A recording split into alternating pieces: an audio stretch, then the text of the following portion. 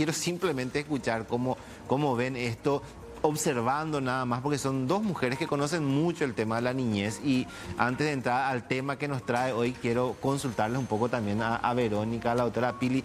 Qué situación difícil esta, ¿no? Uno ve y no nos centramos solamente en el crimen del niño, que es terrible, sino que en un contexto tan amplio que envuelve tantas cosas. Y vamos a hablar de otro tema, pero quería preguntarles, no quería perder la oportunidad de preguntarles cómo ven o cómo analizan una situación como esta, que nos golpea a todos, ¿eh? Sí. ¿Cómo están? Bueno, buenas tardes, Rolando, y buenas tardes a toda la teleaudiencia también de C9N. Y realmente es así como manifestás, ¿verdad? Es triste, es penoso, ¿verdad? Ver una situación así que está investigando la justicia, y nosotros, de hecho, que esperamos que se pueda investigar de manera correcta, de manera profunda, y que se puedan llegar a las conclusiones justas, ¿verdad? Pero por otro lado está lo que manifestás también, ¿verdad? Un contexto mucho más amplio en relación al ejercicio de la paternidad y maternidad responsable. Se hablaba también del rol del padre, se hablaba también de repente de situaciones que fueron percibidas por personas que vivían alrededor. O sea, implica también un poco la responsabilidad que tiene familia, sociedad y Estado en relación a la protección de los niños, niñas, adolescentes. Entonces ahí también creo que es nuevamente un llamado para todos para poder ver exactamente cuáles son las responsabilidades de mamá, papá. Hablábamos también del tema que tiene relación con lo que vamos a abordar hoy, ¿verdad? Que era un tema pendiente, lo de derecho alimentario y el REDAM. Pero también tiene que ver un poco con que si estamos notando una situación donde un niño puede estar siendo vulnerado en sus derechos, hay que comunicar. Hay que comunicar, volvemos a poner nuestra línea 147 Fonoayuda, 911, trabajamos articuladamente con la Policía Nacional. La boca receptora denuncia, CODENI, Policía, Ministerio Público, Defensoría Pública. Es decir, no podemos dejar pasar una situación en donde de repente escuchamos el llanto de un niño que es reiterado, que está pidiendo de alguna forma auxilio. Entonces, eso también tenemos que ir viendo en este tipo de situaciones, Rolando. Totalmente. Doctora Pili, usted que conoce mucho, que está ahí, muchas veces toda la carga va hacia la madre. No, lo decimos simplemente como espectadores o viendo esto, porque hay una investigación que sigue su curso sin lugar a dudas, pero definitivamente hay varios factores que envuelve lo central de esto, ¿no? Sí, muy buenas tardes a toda la audiencia también. Y realmente son casos que duelen, de verdad que no queremos, nadie yo creo que querría una situación como esta.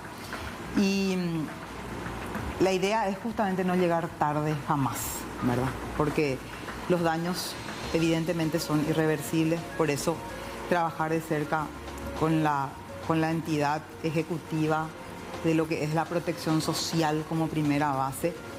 Y coincido con la doctora Verónica de que, bueno, la investigación fiscal y la justicia penal es la que van a llegar a la verdad real en este caso. Realmente no podemos ser de ninguna manera irresponsables de emitir opinión sobre la verdad, pero estas situaciones necesariamente nos tienen que llamar a la reflexión y lastimosamente son reiteradas. Entonces, reaccionemos de una vez por todas, o sea, de alguna forma que ya el mínimo llanto, la mínima tensión, la mínima situación nos debe involucrarnos, porque ya es muy triste después quedarse con la sensación de que se pudo haber hecho algo y se tuvo la oportunidad y no se actuó a tiempo.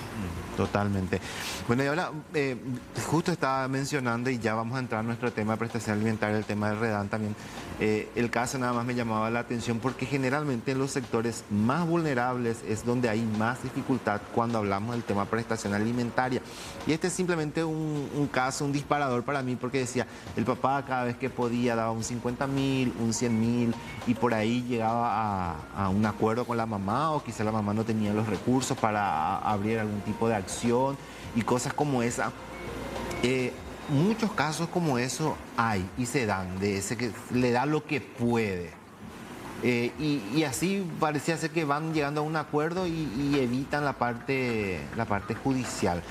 ¿Es común eso? Es común, de hecho que nosotros ya lo venimos conversando también, inclusive un poco desde el Ministerio de la Niñez y Adolescencia, tomando esta problemática real, porque ya venimos hablando en otros programas también en relación a las estadísticas, de cómo estamos, de que el derecho alimentario es un derecho natural que tiene todo niño, niña, adolescente. Hablamos de responsabilidad de ambos progenitores en relación a lo que implica el desarrollo armónico e integral de un niño, una niña, adolescente. Y bueno, en ese contexto, como ministerio, nosotros también estamos haciendo un trabajo con las oficinas de CODENI. ¿Por qué CODENI? Porque CODENI puede ser un lugar clave, por lo menos para una primera orientación. ¿Por qué? Porque no en todos los municipios, por ejemplo, contamos, Rolando, con defensoría o una instancia de niñez y adolescencia en la jurisdicción especializada. Te doy un ejemplo. Hace poco estuve por el municipio de San Antonio, y San Antonio, la defensoría de niñez más próxima que le queda es Lambaré. Imagínate una mamá que ya está pasando, o puede ser también un papá que ya está pasando por una situación complicada, difícil, tener que trasladarse hasta otra ciudad para hacer el trámite. Entonces, lo que nosotros ahora estamos ya viendo con CODENI es que esas orientaciones y ya las articulaciones, y también aquí el rol importante que tienen los juzgados de paz. Porque ahí, por ejemplo, si se trabaja ya con ambos progenitores y ya hay una iniciativa de poder llegar a un acuerdo, esos acuerdos ya se pueden dar en el juzgado de paz, ¿verdad? Y ese sí ya es un documento que una vez que esté todo homologado puede resultar ya en un carácter más, digamos, coercitivo a la hora de exigir. Porque si no ocurre esto que decís, se hace este trato y de repente te dice no cumple, a veces me da esto nomás, a veces no me da, pero ¿cómo exigís si no existe, no se hicieron por los conductos correspondientes? Entonces nosotros estamos viendo esas estrategias para facilitar el conducto. Entonces ahí es que estamos trabajando. Doctora, a veces, volviendo al tema de lo que le mencionaba al comienzo a Verónica, el tema de hoy te doy, este mes me sobra 100.000, el próximo mes me sobra 200.000 y yo llego a un acuerdo con la mamá o el papá de la criatura y finalmente así vamos llevando, porque muchos dicen, y si le pongo de cabeza para abajo no me va a dar más plata porque no tiene luego plata, no tiene recursos, no trabaja, luego hace solamente changa. Creo que un porcentaje alto de personas están en esas condiciones, ¿no? En lo que respecta al tema de esa convivencia y el tema de la parte alimenticia. Es tan importante lo que mencionas, Rolando, pero es importante hablar de corresponsabilidad. El niño no solamente es dinero. Obviamente, la necesidad alimentaria es el primer derecho para empezar a subsistir, pero ¿por qué normalizar que el que le tiene o la que le tiene permanentemente en cuidado toda la responsabilidad del hijo o la hija tiene que llevar todo adelante? Va a tener que poder. El otro dice no puedo, pero el que con quien convive necesariamente va a tener que poder, porque si ese niño o esa niña muere de hambre, va a volver a ser su responsabilidad porque estaba a su cuidado. Entonces, normalicemos empezar a hablar de corresponsabilidad. Capaz no tenga monetariamente, pero ¿cómo puede compensar en ese tiempo el cuidado? Mientras la madre trabaja, el padre se hace cargo de la escolaridad, por lo menos llevarla a la escuela, acompañarle en las tareas. Y todos estamos en una sociedad donde el nivel o la falta, el impacto de la ausencia familiar, materna, paterna, por sobre todas las cosas, llega a situaciones que ahora no estamos mencionando de un impacto de salud mental, emocional en todas las personas. A veces no pensamos que el niño va a ser niño nomás y no pasó nada porque se crió nomás con la madre. Y este es un país de que, bueno, no solamente desde la guerra de la Triple Alianza, desde mucho antes fueron las mujeres la mayoría, ¿verdad? Mujeres que llevaron adelante sobre sus hombros todo. Y No es solamente el hecho de que te pase de ese Claro. 50.000 o de ese 100.000, sino que es llegar a un acuerdo de tipo, hoy yo le llevo, hoy va a ir a almorzar con mi familia acá en casa, y por ahí va el acuerdo, no solamente en lo monetario, sino que en el cuidado. normalicemos que le podemos cuidar entre los dos, como la responsabilidad total. Comenzando por sobre todo en que no es necesario llegar a una instancia ni siquiera judicial, porque debe ser natural. O sea, tenemos un hijo en común, cómo nos organizamos para poder llevar adelante la crianza de nuestro hijo. Ahí siempre estamos en ese debate de por qué tenemos que demandarle o tener que recurrir a las instancias judiciales, si es que eso tiene que ser algo normal, natural, ¿verdad? Y eso es un poco lo que decía la doctora. A lo mejor hoy no puedo porque estoy en una condición de que me quedé sin trabajo o de repente estoy con una situación de salud, pero mientras vos salís yo le puedo llevar a la escuela. Bueno, ahí ya me estoy ahorrando de repente ciertos gastos que tienen que ver con tener que tener otra vez una persona que le cuide. Yo me encargo de preparar los alimentos, yo me encargo de hacer la tarea, yo me encargo de acompañarle al fútbol, es una corresponsabilidad. Entonces eso, por ejemplo, tiene que ser algo natural, normal, sin entrar a exigir. No tenemos que esperar a que nos exijan. Y vos sabés que cuesta mucho, doctora, llegar a ese consenso. Eso es difícil a veces, medio cuesta un poco. Y ahí recurrimos a las instancias donde se Te tiene tienen que que dirimir. imponer Sí. únicamente, ¿verdad? Porque eso del yaque, únicamente porque te impongo, únicamente porque hay una sentencia y si no cumplí te voy a denunciar a la fiscalía. O sea, ¿por qué tenemos que llegar a eso?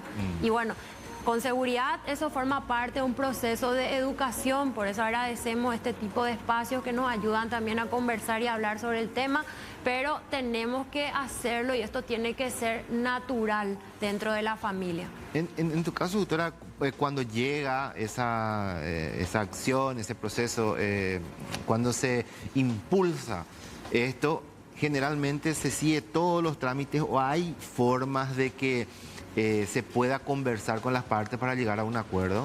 Efectivamente que sí, y realmente es una impronta que principalmente tenemos en el juzgado de Luque, donde venimos trabajando, de instar a las partes y difundir también, así como dice la doctora, estos espacios, de que existe un servicio que se llama de mediación del Poder Judicial, que es absolutamente gratuito y que no hace ni siquiera falta empezar un juicio para que esa instancia de diálogo, el mediador es una persona capacitada que se encuentra en el medio de ambas partes que tienen un conflicto y que va escuchando, porque muchas veces eso pasa.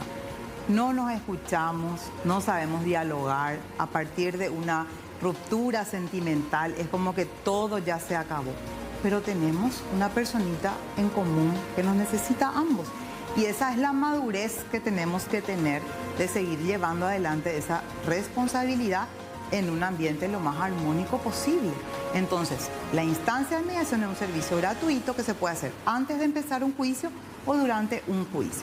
A nosotros nos llega, como nos preguntas, y apostamos a derivar primero a esa oficina de mediación. Intenten un diálogo, pero no hacemos tampoco, empezamos con técnicas que cuando Providencia le decimos lo que le escribimos nos llega la demanda, es lo primero que les escribimos. Le decimos, sí, este es un proceso, pero les invitamos a poder dialogar sobre las necesidades de su hijo en la instancia de mediación. Si llegan a un acuerdo, le decimos, inclusive el juicio va a terminar y mucho más rápido. Entonces, abrir un poco el panorama, dar esas opciones, porque a veces sí cuesta hablar de persona a persona, pero en el servicio de mediación uno puede solicitar una audiencia de mediación, un espacio de mediación, una sesión de mediación, y te llega como una invitación, no es ya estás demandado y Claro. esas terminologías luego que a veces ya... ¿Qué, por ejemplo, se negocia, por decirlo así, no sé si es el término correcto, o qué, por ejemplo, se acuerda en una oficina de mediación? Ahí también volvemos a hablar, no es solamente la plata, sino que hay otras cosas que se pueden acordar. ¿Qué, por ejemplo, así en términos sencillos? Y llega, por ejemplo, puede ser una asistencia alimentaria, pero eso se va ampliando y se acuerda en primer lugar el monto, las modalidades del monto, inclusive si empezó hace mucho, por ejemplo, la demanda o el reclamo, ese dinero que, o sea, esas Pero ahí cuotas, es solamente dinero ya entonces, ¿verdad? no, Ya no. se va hablando, entonces acordamos el régimen de relacionamiento, el régimen de convivencia, o sea, hay muchísimas, hasta se puede acordar las autorizaciones para viajar al exterior de los hijos, para que eso no sea siempre digamos, un pedido constante o una judicialización constante. Todo, nosotros, las filiaciones, que son los reconocimientos de paternidad principalmente, en mediación, a veces no se hablaba nomás y decía, yo nunca me avisó, nada, entonces se llega a un compromiso que allí se va a inscribirle al registro civil y no hay juicio de filiación. Pero es importante justamente la cultura del diálogo para la paz. Estamos muy acostumbrados al conflicto y sobre todo en el ámbito jurídico, en la formación, que el abogado o la abogada viene a litigar. Ese litigio lo es a pelea. Vamos a pelearnos y va a ganar el mejor. Sí. Pero en la instancia de niñez, todos deben apostar a que el niño salga ganancioso. Verónica, ¿me ibas a decir? No, que justamente eso es lo que decía la doctora, ¿verdad? Que tiene que ver también con una forma de ver y una visión que tenemos que tener los que estamos niñez y adolescencia. Acá no se trata de esta parte ganó y esta perdió. Acá hay que pensar en el interés superior del niño y la niña.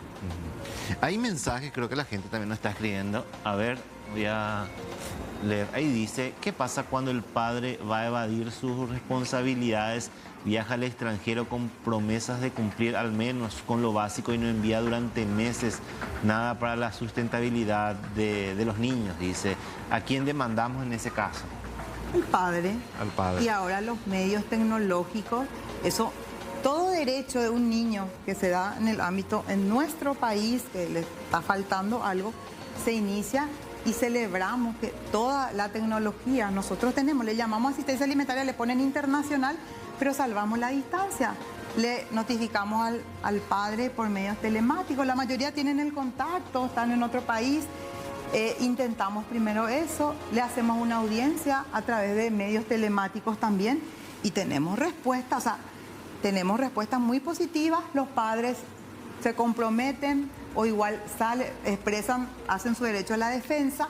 Nosotros hacemos un análisis básico de lo que estaría ganando en el exterior, lo que está necesitando el niño ahora, se establece igual el monto, hacemos llegar la sentencia por la misma vía, pero tenemos experiencias muy positivas porque inclusive las cuentas de alimentos que nosotros tenemos que trabajar, las cuentas judiciales, el Banco de Fomento, válidamente en bancos por los convenios existentes en los bancos de otros países. Simplemente uno hace el depósito y llega a la cuenta. A veces es el hablar, el informarse. Y bueno, si eso sigue siendo, digamos, reiterativo y evidentemente hay un incumplimiento grave, entonces también se puede denunciar penalmente. Y bueno, hasta que se le encuentre o hasta que regrese al país, seguramente habrá alguna orden judicial que le diga que se tiene que someter a la justicia, ¿verdad? Hay otro mensaje. A ver, dice, buenas tardes, ¿cómo paga el padre demandado si se declara insolvente, si me sacan de la duda? Por favor, creo que este tema ya había mencionado, pero voy a dejar a la doctora que diga que hay otros miembros también que eventualmente puedan tener condiciones para solventar. Era así, doctora, ¿no?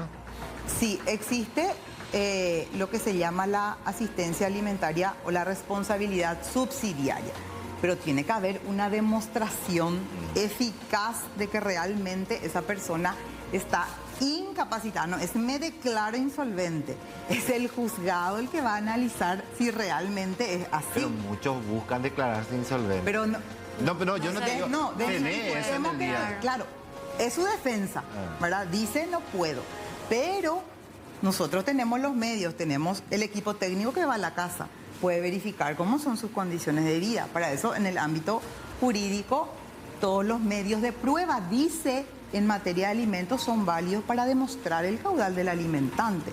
Y allí entraría también, no puedo, pero, o sea, demostrar que no tiene trabajo. Pero hay, inclusive, es tan protector en ese sentido el Código de la Niñez, que tiene una presunción a favor del niño, que dice que en caso de que diga que no, que, por ejemplo, no hay cero, no gano cero, presume la ley que si vos, Rolando, estás con toda tu entidad no estás incapacitado de nada, no tuviste un accidente, no estás postrado, nada. Presume que ganas el salario mínimo, que tenés la fuerza, que podés hacer algo, así como el que le cuida se levanta a las 5 de la mañana a batallar, como se dice, para traer la comida.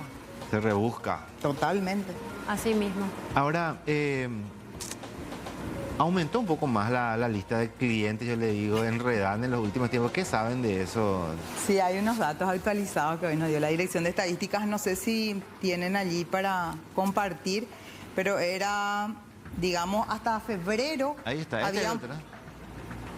Morosos, sí. Eso en cuanto a los pedidos de informes, porque vemos también que mucha gente pidió, ¿eh? Exacto.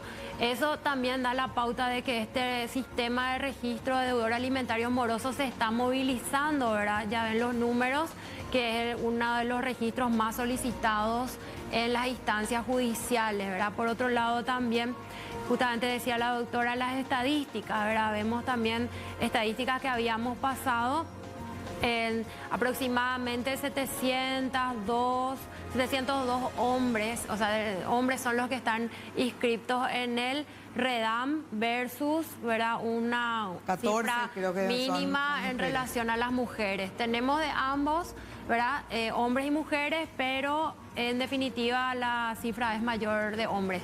Me fijo en ese número, 297.000. Eso también te da la pauta de que las instituciones hoy día están incorporando y ya exigen también, porque es una buena cantidad, ¿eh? Sí. Muchísimo. Certificado de antecedente de deudor alimentario están pidiendo prácticamente en todas las instituciones. Se hablaba del tema de que para el registro, eso generó una para alarma el registro también. De conducir, para las actuaciones notariales, para todo lo que tenga que ver con transferencia, compra de inmuebles. Antes de dar el nuevo sí también. Exacto. Como dice la doctora, también todo lo que sea registro civil, celebración de matrimonio, se tiene que preguntar antes si está o no en el registro. Bueno, entonces todas esas son situaciones que colaboran también a poder justamente llevar adelante el registro. En pantalla podemos ver también y apreciar cómo se puede ingresar, y es muy interesante porque este registro es gratuito, es decir, este registro no se paga por este informe judicial electrónico. Y es automático. Podemos hacer en vivo también, Rolando. Sí. Pones tu número de cédula en el celular y ya te sale automáticamente si ¿Tiene sos costo o no deudor moroso. ¿Tiene algún costo, verdad? ¿O no? No, es en línea. Es más, en línea vos podés consultar por el número de cédula de una persona. Sí. Esto le digo a las chicas también, ¿verdad? Ahora todo el mundo va Entonces a las chicas también, cuando van a iniciar una relación sentimental, pueden poner número de cédula del candidato y ahí ya van a saber si está o no está en la lista. La idea de esta herramienta es mi responsabilidad con mi hijo, con mi hija primero. Es cierto. Y antes, o sea, son herramientas que la Corte, que es la entidad encargada por la ley que creó el REDAM de gestionar este registro y bueno, ir buscando la facilidad para que sea una herramienta que ayude. Eso es, todo lo que sume a que el derecho del niño, niña, adolescente esté en primer lugar, creo que suma positivamente. Sí, vamos a hacer la pausa, un cheque acá, cómo está la situación de los muchachos a nivel judicial. Yo le agradezco muchísimo la visita, siempre un gusto tenerla acá. Ojalá sigamos recibiendo visitas de la doctora Pili. Verónica ya es prácticamente de la casa, entonces hablar de otros temas también que guarda relación y aclarar un poco también la duda de mamá, de papá, de los que están del otro lado, porque siempre son temas interesantes y que todos aprendemos de alguna manera. Así que yo le agradezco mucho la visita hoy. Muchas gracias a ustedes, estamos a las órdenes. Gracias. Igualmente, gracias y bueno, el hijo y la hija en primer lugar. Nosotros tenemos más